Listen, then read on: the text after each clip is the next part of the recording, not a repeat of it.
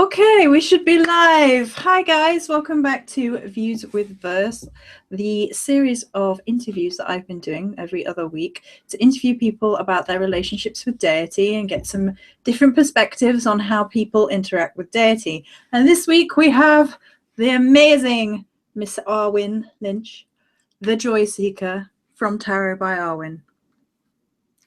Hello everybody, seek joy y'all. I'm pretty excited to be here. I wish I was there rather than here because I really want to be there. Right here. Hang on, I'll put the kettle on.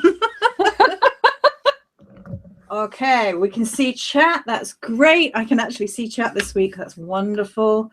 Okay, so we start the Views with Verse every week, and I put it to each guest to have a say on how they view deity and what deity is to them. The nice easy question to start off with. Right, I'm glad we're starting with something simple. Mm-hmm. My view of deity is actually, I see the void, and then one comes from the void, two come from the one, and many come from the two. So in a way, it's kind of a pantheistic view, but in my practice, I have a god and a goddess. I tend to not name them in public. Simply, it's just, I don't even know why, but it's just every time I try to, I get this stop. So I stop. But they're very real for me. I talk to them daily. I, just honor them as I can. And sometimes honoring them is before I eat. I just say, thank you for the ability to chew the food. Thank you for the ability to have the food, all of that. It sounds kind of Christian, but that's how I was raised. So I'm sure that I layered some of my Christianity into my pagan path. Oh, there's plenty of ritual and precedent, though, for pagan gods and foods and things of that nature. Hello to everybody in chat. I'm glad you all made it, because last time it was in the middle of the night for America. So a good point that Arwen has said is that she would rather not be specific with which deities she personally works with. So I thought we'd start talking initially about how and kind of like our personal experiences with perhaps how forward or not at certain points we have been with regards to which deity we work with, and keeping some of it kind of personal, keeping some of it kind of private and secretive in a way, and why certain people feel it's okay to discuss at length their very personal relationships, which would be possibly my side of it, and then the other side of that, because this is two different perspectives on how forward we want to be about deity. So are you okay with that? Absolutely. And I can tell you who I've worked with in the past. In the past, I've worked with the Green Man and Hecate. I have worked with Mannanon and Rhiannon. And Mannanon MacLear, or I think it's Mannanon, is actually a place deity, as far as I can tell, as far as my research told me. And that's the Isle of Man. Mm-hmm. And I don't really know why I would have been called to him. I do know why I was called to Hecate and then passed over to Rhiannon. And then I'm in kind of a passing mode now. Mm-hmm. And so that's one of the reasons I don't talk about who I'm working with, is because I'm kind of still feeling my way through, mm-hmm. But even when I was training, I'm Wiccan, I'm third degree Wiccan, I went through additional degreed program. And it worked for me. It doesn't work for everybody, but it worked for me. And a lot of part of what we did was oath-bound. And so sometimes when I talk about, and we had a specific Lord and Lady that is oath-bound to that tradition, I don't talk about them unless it's to somebody who's in my coven or my tradition. Mm-hmm. But I love hearing people talk about their relationships with deity. It's empowering. It's beautiful. And I love hearing about all the different ways people encounter, because, you think a god or goddess, and some people seem to think they're one-dimensional, and you can only have one relationship with them. Mm-hmm. And in my 30 some odd years of practicing, no, it's very individual. A parent doesn't interact with every child the same way. That's a nice way to look at it. Like the training or the knowledge required, the wisdom parted down, is dependent on the child and how the child receives the information and the lessons, rather than who the parent is. I like that as an analysis. I think that's awesome. Thank you very much for the individual saying I look nice today. You do look very pretty today. I've completely lost my trail of thought now, because I'm completely excited by the idea of like us being receptive to the lessons of deity as we need to be receptive to them, rather than it being like a top-down thing, it being an interactive exchange of ideas and interactions. I like that a lot. Oh, yeah, I'm excited now. Because I was talking with somebody, Natalie Suzanne, and we kind of addressed that, because even in your garden, you don't grow the same plant. And a tomato in your environment grows differently than it may in my environment. So there's all sorts of filters and layers here. And when people tell me, oh, well, that can't be real because this is how I have an interaction with that deity, and so you're wrong. Okay. Well, this is topical. I released a blog post just about this very thing today. So we're gonna tie it all in. So I was talking about a little bit how I felt about this, and I felt like in the pagan community there is an unfortunate tendency to try and kind of gaslight other people's experiences. And gaslighting is a terminology from psychology in which you try and make somebody else think that they're basically insane. Like you try and sort of pick away at their belief system. And I felt like this was coming into spirituality a little bit too much. I think it happens in every walk of life, so it's not just spirituality by any means. But when we've got comments about, well, your feelings about a certain deity are less valid because, and it's like, do we need to do this? Like, hey, hedge lurker, I know who that is, wink. So I think, how's the best way that I can put it? I think with deity, it's like looking at an ocean and we see ripples of light moving over the top of the waves, and how we see things, even the shades of blue that we see, is scientifically proven to be different in the eyes of different individuals. So how we respond to things isn't going to be the same. We're all individuals, but at the same time I feel like we're all connected, so there is no need to sort of define ourselves in terms of individuality as in, well, this is my experience and therefore it's right, over somebody else's experience with deity. I think it's really important to be kind of like interested and learning from each other's experiences with deity and embrace that, I think. And that's across all spirituality. It doesn't necessarily have to be pagan. So, well, and if you look at it, even within the Christian groups, Catholics, there's high Catholic, low Catholic, Episcopal, high Episcopal, low Episcopal. There's all sorts of different ways we filter our relationship with deity. I love your ocean example, and one of the things that truly jerks me out of joy seeking and puts me right into pissed off Arwenism is somebody who says to me, oh, well, this is the only way this particular deity acts. And I had that actually happen recently on a Facebook group I'm in, where somebody, we were discussing Diana. And I was discussing Diana from the Greek perspective. And this person came in and started discussing it from the Iranian, the Godwin book. Okay. Gospels of Aradi, I believe. And, I didn't even bring up the fact that book's been thoroughly debunked. But their Diana and my Diana, you know, it's just like, I know another Joey. She's real different from you.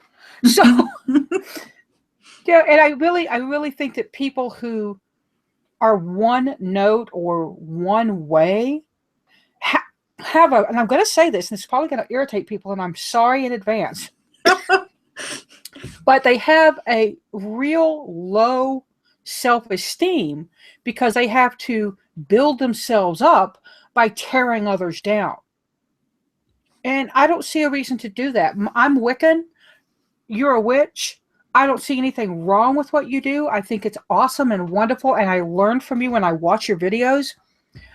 You know, I even learn from people I think are dumbasses. And I do think some people are dumbasses. Hey, there, I said it. She said it, not me. Right? I'm 56 years old, y'all, and I've got opinions. But you know, but when I think somebody's a dumbass, I really don't tell them because that's not my hula hoop, right? How they interact with their deity is theirs. How I interact with my deity is mine. And when people, you know, try to say, "Oh, you're not doing it right," okay. At what point did somebody die and put you in charge of me? Because I'm fixing to send you all my bills. Yeah, tell me about it. And everything. I mean, if you think you have a right to tell me who I can be friends with, who I can worship, you can pay my bills. Thank you. Well, in a quick response to Mystic Witch, some people work with Catholic saints within like the, I think it's, is it voodoo tradition where they work with Catholic saints?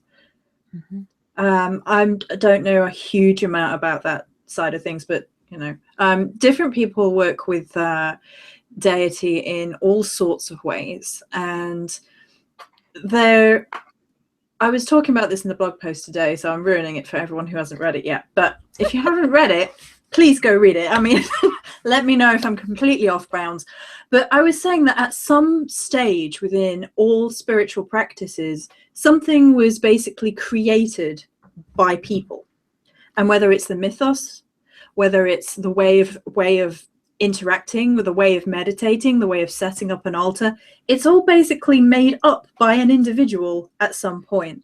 And there isn't a right way and a wrong way to interact with deity based on these functions, these ways of being, these ways of interacting. Because I know that there are people that go around and are like, you're doing this wrong, you're setting your altar up wrong, you're addressing the goddess wrong, you're doing this wrong. And I was like, who does this help? Really? I honestly think it's a shadow thing. I think it's people dealing with their own shadows, their own feelings of inadequacy, their own doubts within their own spiritual path, and it gets projected outwards rather than dealing with that shadow internally. Yeah. And I honestly feel like that's what it is about. I've gotten to the place where I do work with the goddess Morrigan, and I've gotten to the point where in certain places with certain individuals, I won't discuss it anymore.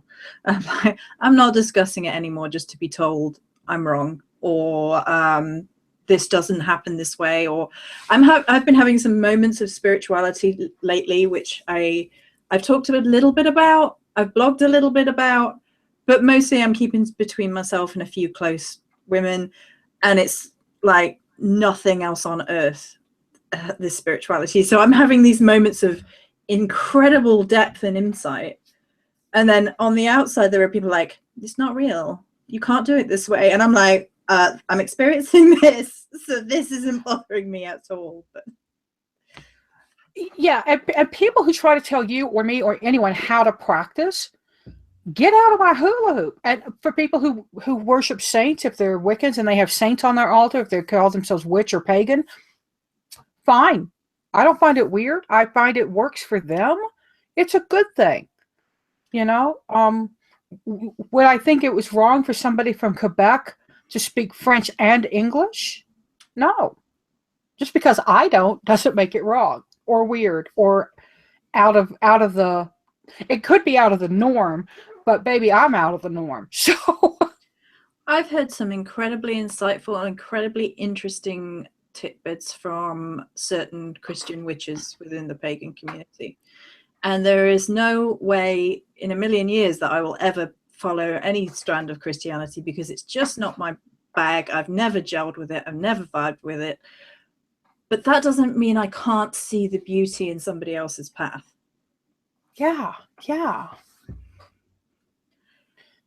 And I think that's a key thing when we're talking about deity. And it's kind of why I wanted to do this series, is to highlight the beauty in different ways of seeing something.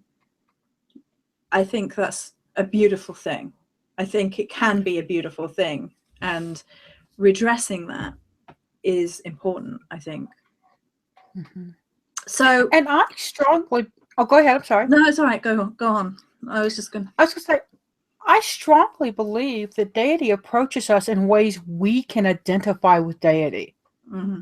You know, and there are some people out there who are atheists, and they do not have their, they don't have a relationship with deity on anything that I understand, nor would they even try to process it or filter it as a deity. Mm-hmm. You know, it's them, it's now, it's here, and that's it. And for me, of all the belief systems in the world, atheism is one of the very most difficult for me to wrap my head around. I've gotten there, but for a long time, it was the one thing I was like, but you have to believe in something. No, they don't. And that's okay. So I was going to say, because Arwen is known as the Joyseeker, for anyone who doesn't know, I'm sure everybody knows. So do you feel that joy and path working and deity go hand in hand? And what does that kind of look like for you? In a way, yes. But joy seeking is a lot more about my own mental health. And because I connect better with deity when I am mentally healthy, that on my own personal platform and boundaries, I feel like I make a better connection. So it does go hand in hand in that way. I do shadow work. I do stuff that's considered dark, negative, whatever, negative, positive. We're magnets. But yeah, so yeah, they do go hand in hand for me, but it's more about me making me so that then I can go meet deity on whatever level they talk to me. I'm a tarot reader, so I use tarot a lot. Mm-hmm. That's probably my primary magic these days, is the way I use tarot. I don't know if that answers the question fully. How do you feel that then that tarot interacts with that process, with that connection to deity? When I do tarot for myself, I actually say, I'll just use the word prayer for lack of a better term. Mm-hmm. And basically it is to themselves. I tend to call my gods themselves with a big capital T. Mm-hmm. You know, I'm your child. My name is, and I give them my circle name. And I'm asking for help. Can you speak to me through the cards? Mm-hmm. When I do my readings with people, with just everybody, I use the term universe, and I call all religions mythologies in a professional sense. Mm-hmm.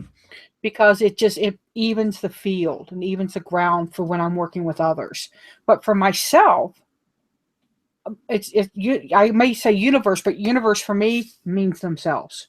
Hmm. And I'm asking them to bring their information down and let me be a channel for them. And when I'm doing certain types of readings with people that I know are pagan, I'm a little different. And I do talk about God and Goddess, and I do talk about matron and patron and things of that nature. So, but tarot's my vehicle. Mm-hmm. So I'm just gonna just respond to a comment and then jump right back into it. So it's in the dark that we gather strength to work in the light. I'm going to politely disagree. I think that we have a tendency to view deity as light and dark and put negative connotations on one and positive connotations on the other. the way that I personally, and it is just my personal experience, says that's all this is. Light and dark exist within a labyrinth. They are within each other and without each other. There are positive and negative elements and attributes to both light and dark. So if you want to think of it in rigid structure, which I don't like doing, but we will do it for simplicity, light can burn you. Too much light is not good for the eyes. That side, you know, too much light is not good for you, just the same as too much dark is not good for you, and you can get depressed because you haven't got enough sunlight. And you can find beauty in both. So in the darkness, you can find this safe, womb-like space of recovery. I do a meditation personally where I go into the cosmic egg and feel at one with the pulse of the universe. And that to me is the safest place I've ever felt. But you can go to places in the light that's just as safe, just as you know, just as beautiful. And there is beauty in both. So I just thought I would address just how I feel about that. Do you want to say anything about that, Arwen? My analogy is with people types. And I tell people that somebody who's 100% goth and 100% everything sucks, they are as annoying to me as the cheerleader. Everything's great. The blend is what I'm looking for. I tend to come across as a cheerleader personality because that's my professional persona. Mm-hmm. That's who I want. I want people to come to me because they want to find out how to seek joy. They want to, you know, and joy seeking doesn't mean I'm always joyful. It means I'm always looking for it. I'm seeking it. But so, yeah, I don't see half and halves so much. People talk about dark magic, light magic. Magic is magic. Mm-hmm.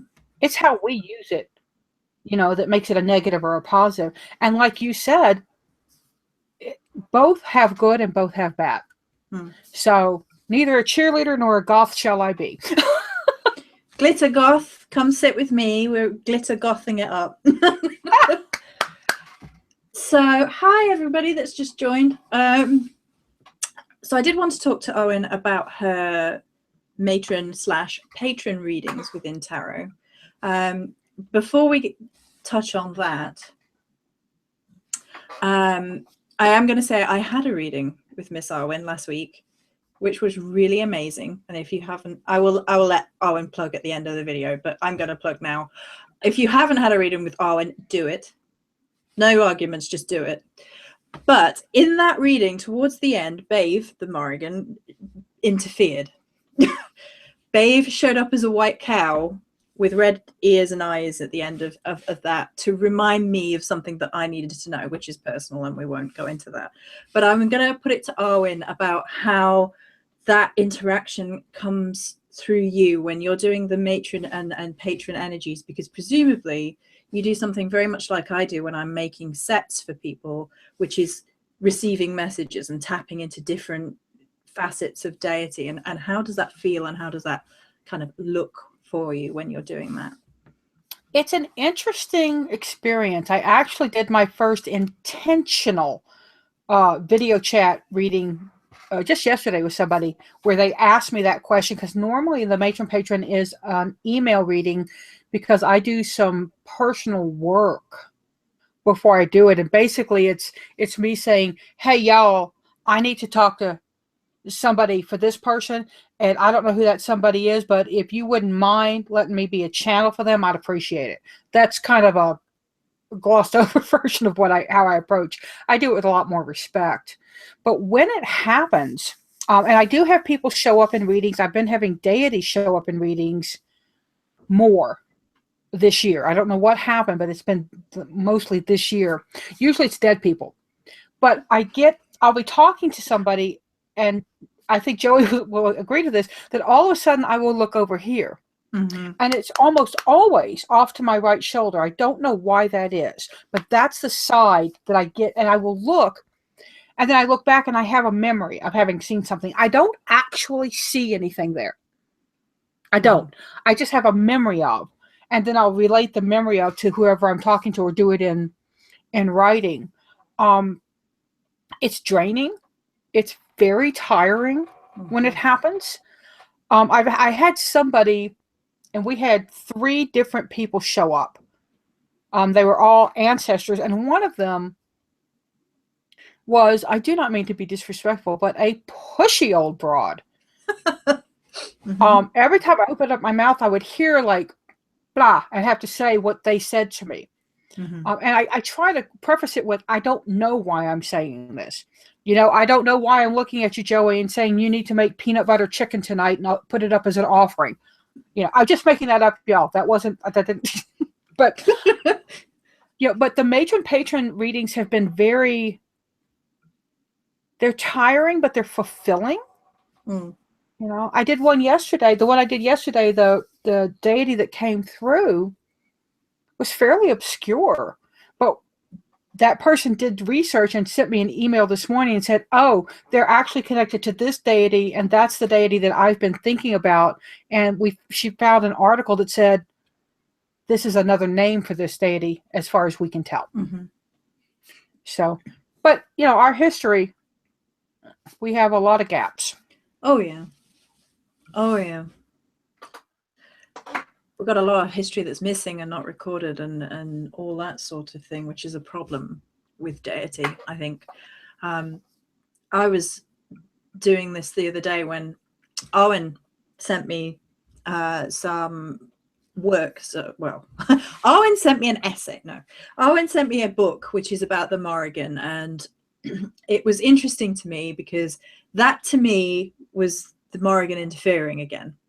Because within the first few pages of this book was a reference to something which somebody had come at me for with regards to the Morrigan. And it felt very much like, seeing as Morrigan had showed up in the reading with Arwen, and then half a week later, and you were like, oh, I found this and this might interest you, and I went and read it, and within the first pages was something to do with the Morrigan and representations and totems and things.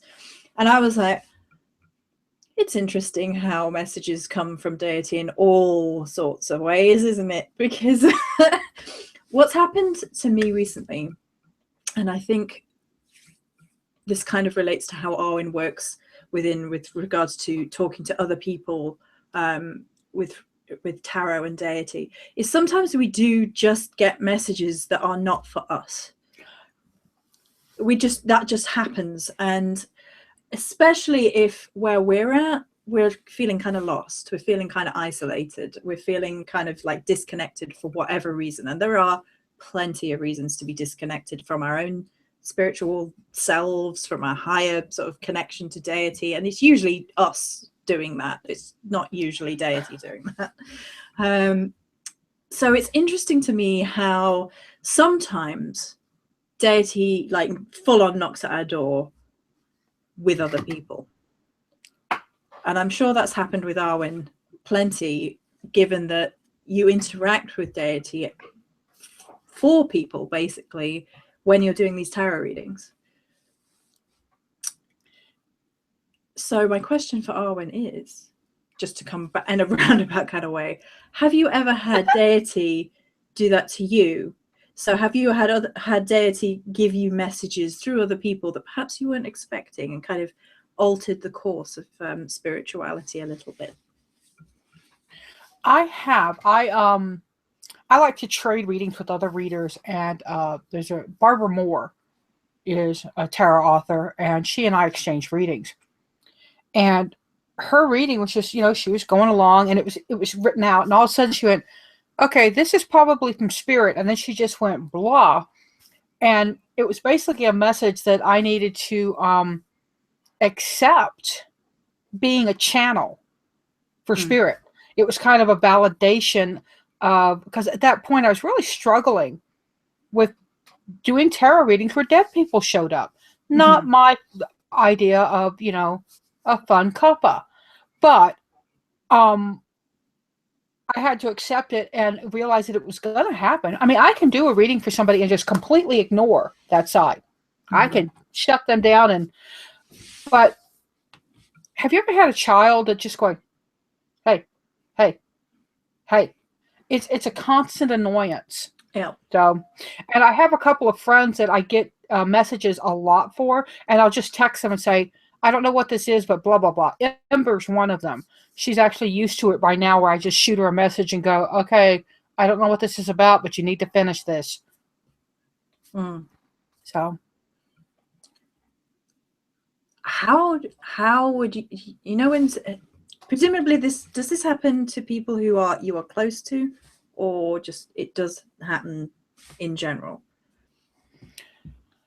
Lately, it's been it's very specific to tarot readings. When I'm doing live readings, that's generally when it happens. And I think it's because it's an exchange of energy. People think you have to sit down in front of somebody to have a real tarot reading. This is as real as sitting down with somebody for me. The electronic back and forth carries energy. Mm-hmm. But I have not had Amber and my best friend are really the only people that I get just like I'm a post box for the gods for them. They come by and go, could you send this? So, yeah. And they both happen to be earth signs, so that's interesting. I didn't even think about that, but they're both, one's a Taurus and Amber, of course, is a Virgo. So, yeah. But not to the point where, not like, what is her name? Teresa Caputo, the New York medium, where she just walks, Long Island medium, where she walks past people and just goes, oh, your dead aunt said. No. There's a new show. Let's walk around your dead aunt.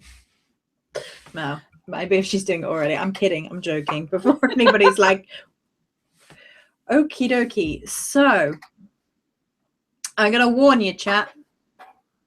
This is your warning that you can ask questions, and I will ask Arwen questions from you. So we're going to chat for a little bit longer, but have a think about what questions you'd like to put to Arwen, or put to me and Arwen, in terms of what we've been discussing today, with a kind of joy-seeking tarot angle, because that's what Arwen's all about.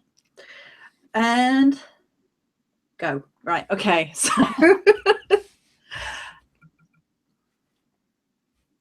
do you feel that you are most comfortable in relating to deity through tarot? And as a result, does that mean that perhaps that's where most of your spiritual messages come from?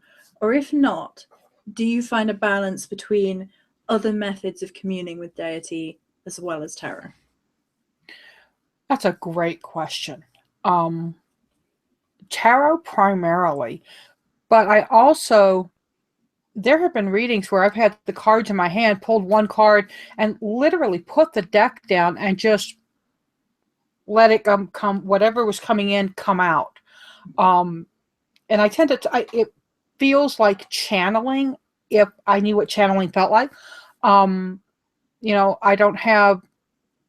I'm not channeling Ram Dass. I'm not channeling the Pleiades. I'm just channeling a message that gets put in, and it sounds different for different people. That's the interesting part for me, is that and it feels different. When it happens, I get like, I call it psychic showers, and I start tingling head to toe.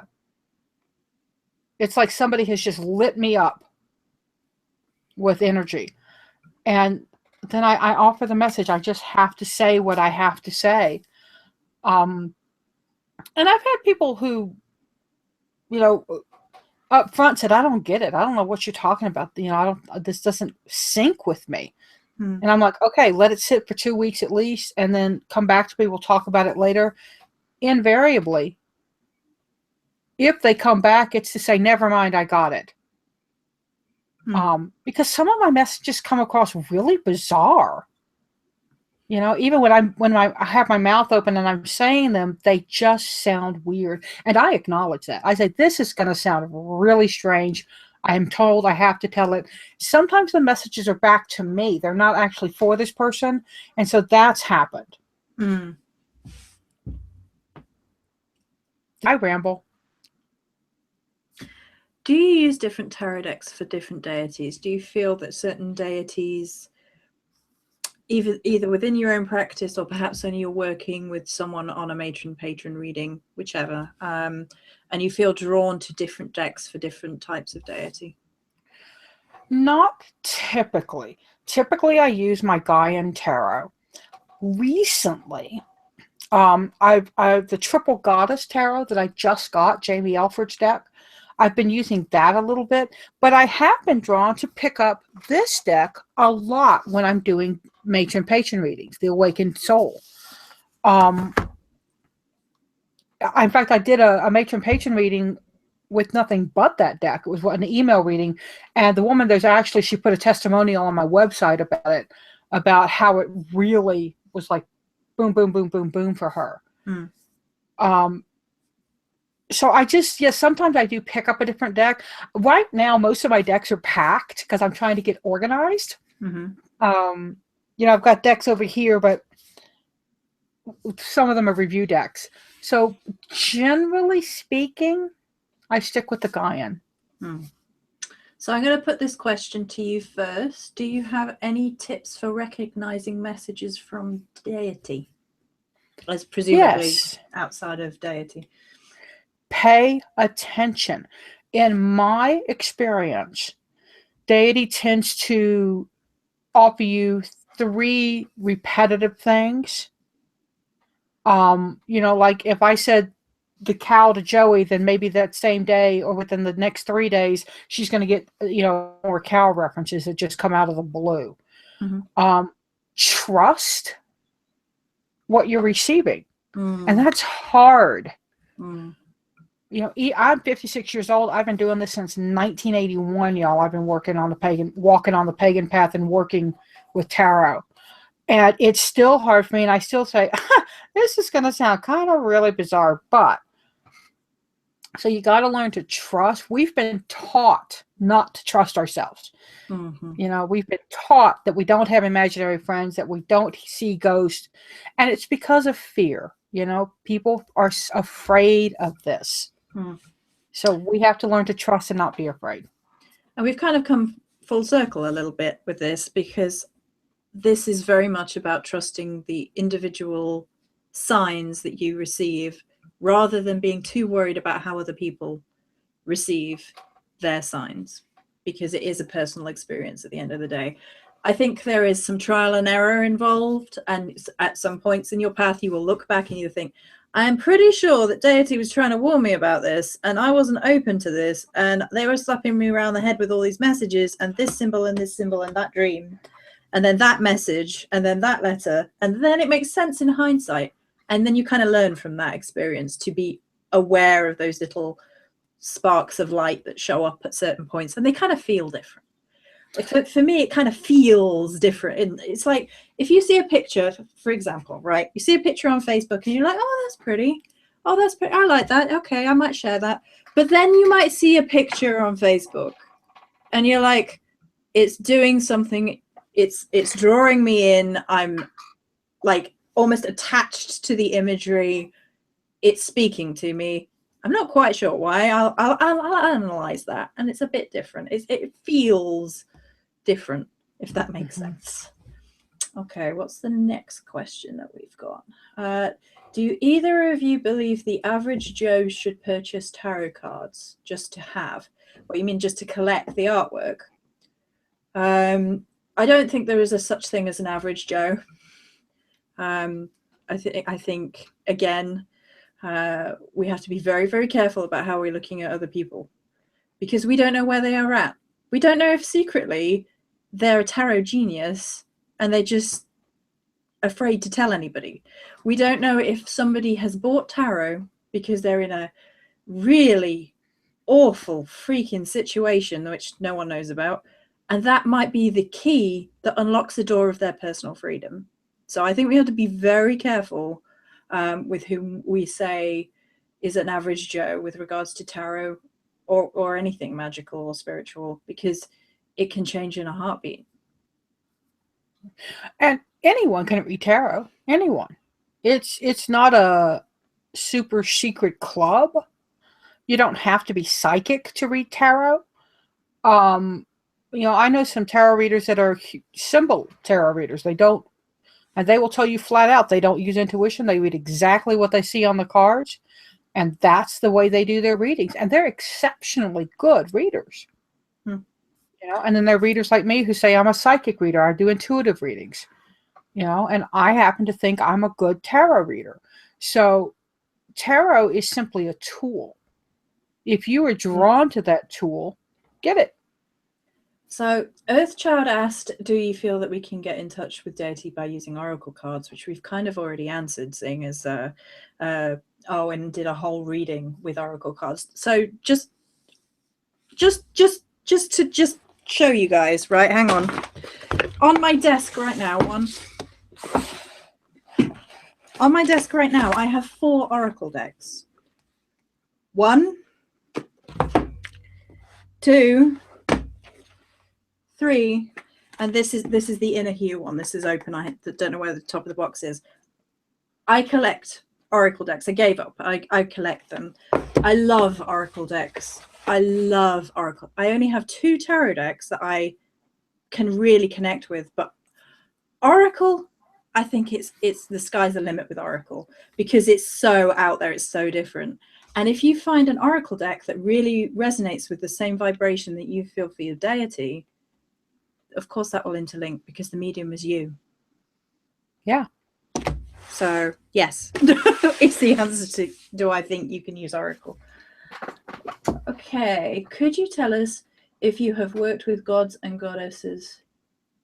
Can you tell us, if you can, how you have worked with gods and goddesses you have worked with in the past? I'll throw that to Arwen.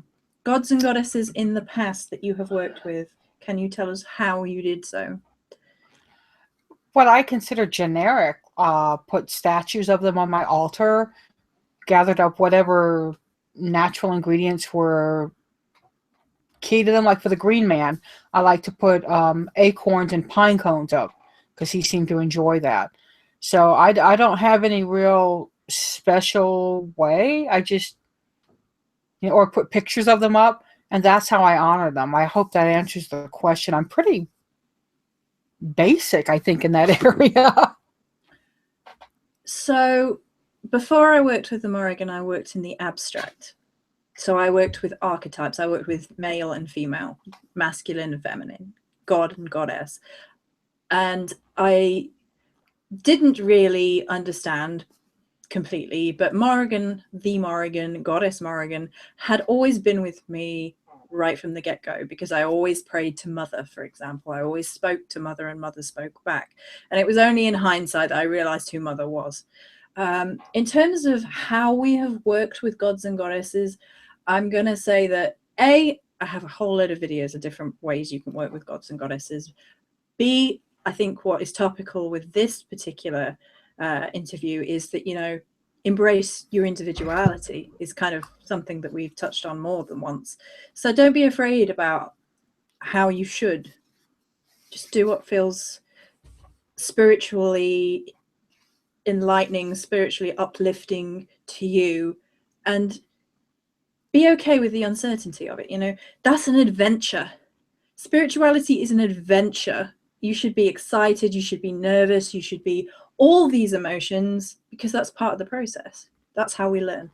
So I wouldn't worry too much about how you should, and focus instead on what's next, what's under this rock, what's behind this door, what's behind this tree, where are we going, what are we doing, how exciting is it, and try and get excited about it. That's the only thing I would really recommend at this point.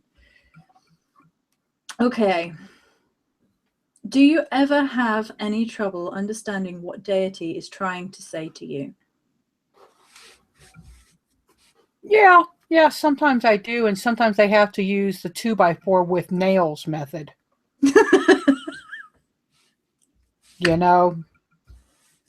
And I don't get the message, I don't interpret it correctly, and then I get the wind up and the pow. Oh, got it, thanks.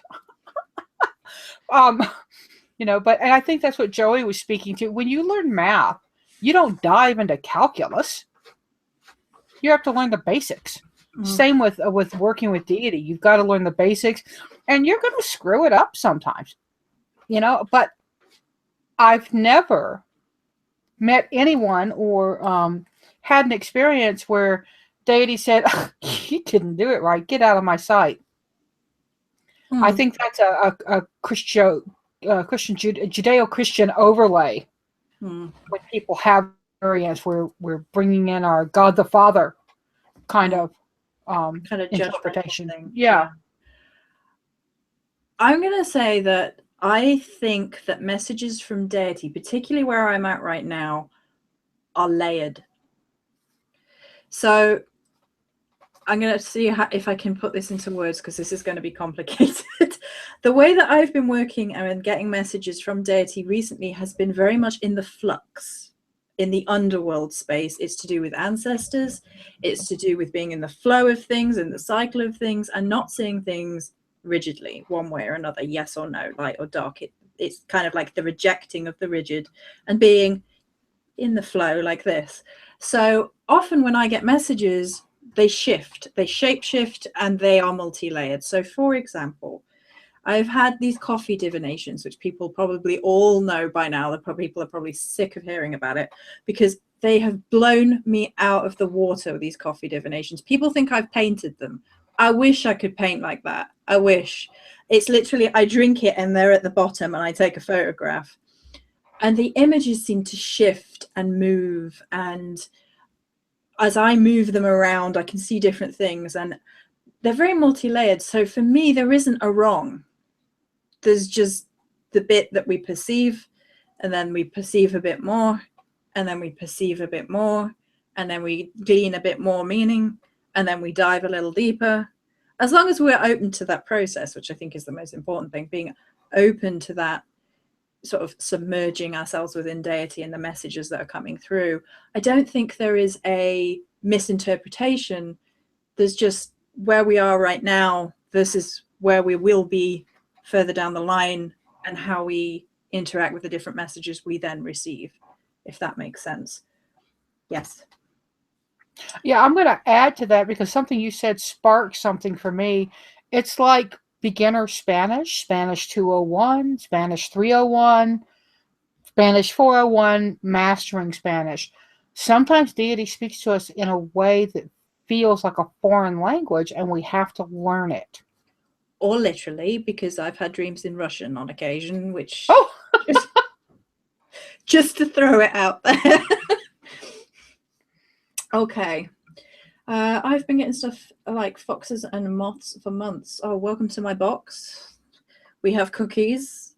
Moths and foxes is in my box. Have we got any more questions before I ask Arwen to shamelessly plug herself, because she's amazing?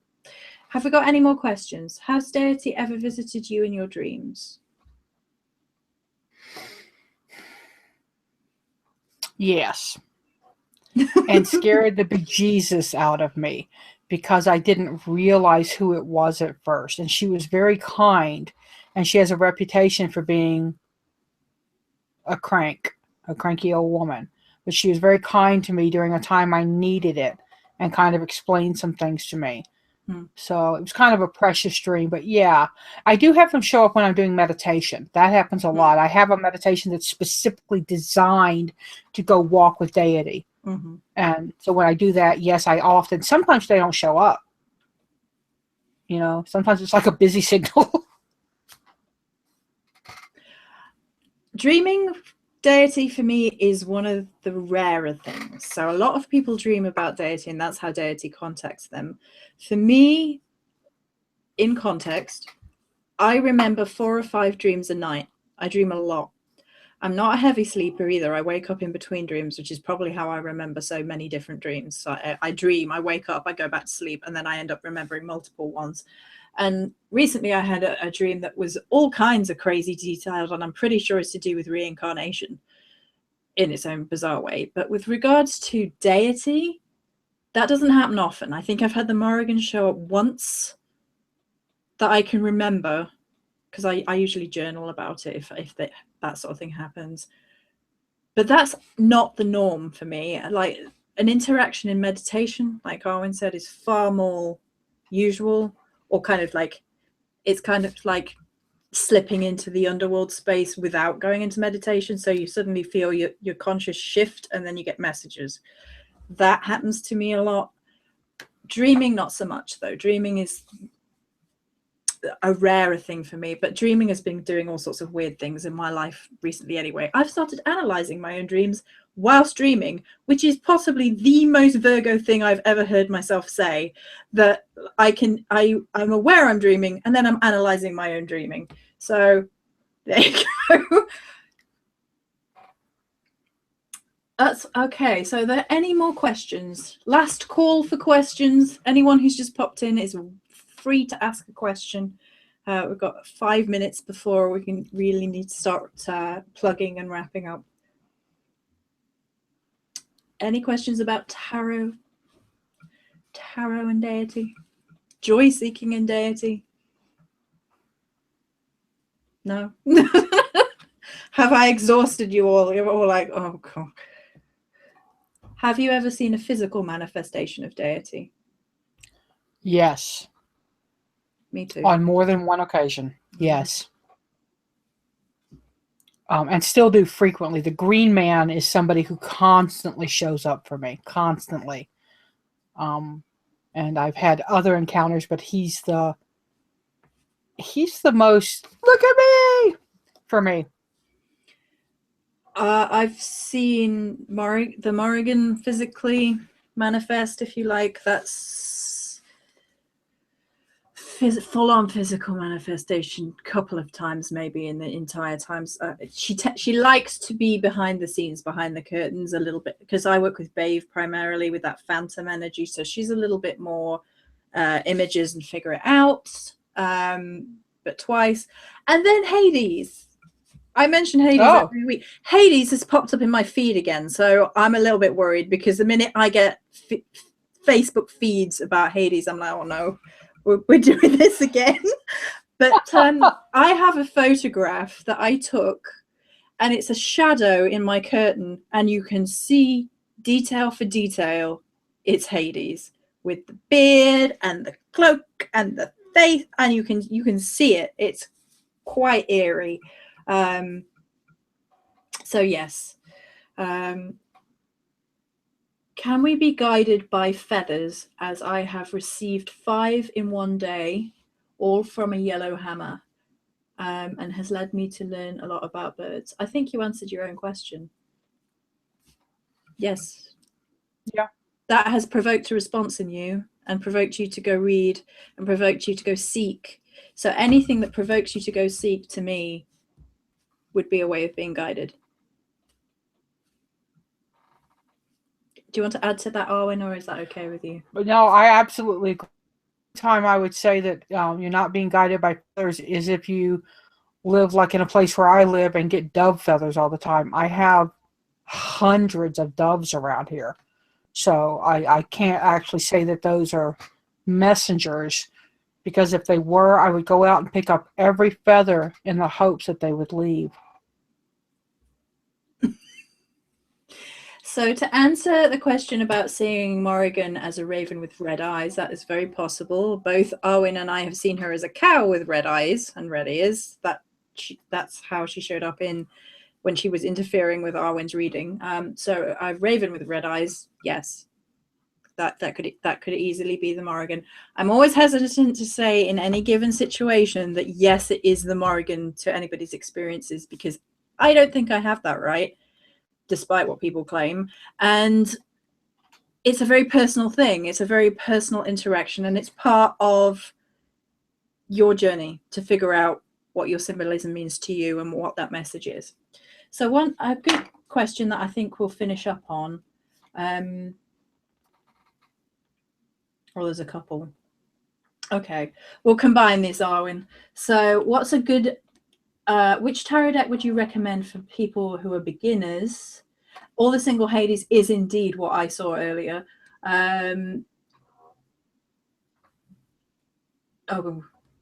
Okay, no, let's just do that. Which tarot set would you recommend for beginners? I'm going to say 2. I think I'm a Rider-Waite girl, so I always go to the Rider-Waite. It's iconic. Some people find it boring.